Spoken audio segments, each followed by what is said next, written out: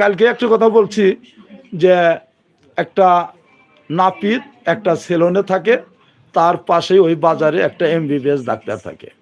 সে MBBS doctor যখন একটা রুগী আসে যে আমার একটা ঘা হয়েছে অথবা ফোট হয়েছে অথবা বাগি হয়েছে, আপনি এটা একটু অপারেশন করে দেন, তখন ডাক্তার বলে যে এটা অপারেশন করতে গেলে টাকা নেবে 5,000।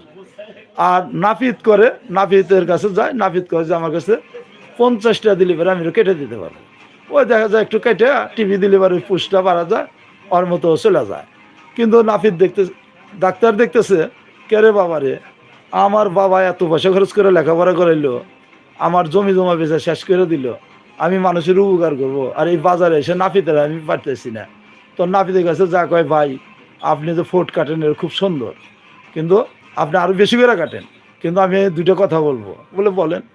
বলে ধরো তুমি এই জায়গায় ফোটে যে কাটবে খুঁড়ে এই জায়গায় ফ্যাস দিলা, দেওয়ার পরে দেখবে কি আঙ্গুলে বুড়ি আঙ্গুলের রগটা ওই জায়গায় আছে, তাহলে ওই রগটা যদি কেটে যায় তাহলে বুড়ি আঙ্গুলটা হলো ড্যামেজ হয়ে যাবে। যদি এই দিক থেকে কাটো তাহলে হাতের কেনি আঙ্গুলটা নষ্ট হতে পারে রগটা কেটে গেলে।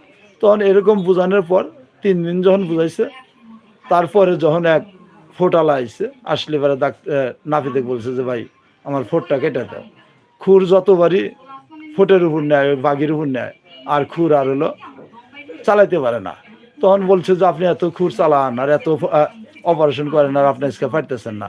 বলে একদিন পারছি, অন্ধ মানুষের যে কাম এই কাম করছি, কিন্তু আজকে যে কাজ করছি সেটা হলো যেই জায়গায় ফ্যাস দিবে চাই ওই জায়গায় মনে হয় যে একটা রগ আছে, একটা আঙুল নষ্ট হবে। সেই জন্য আমরা যত কথাই বলি, তারপরেও আমরা যত বোঝাই বুঝি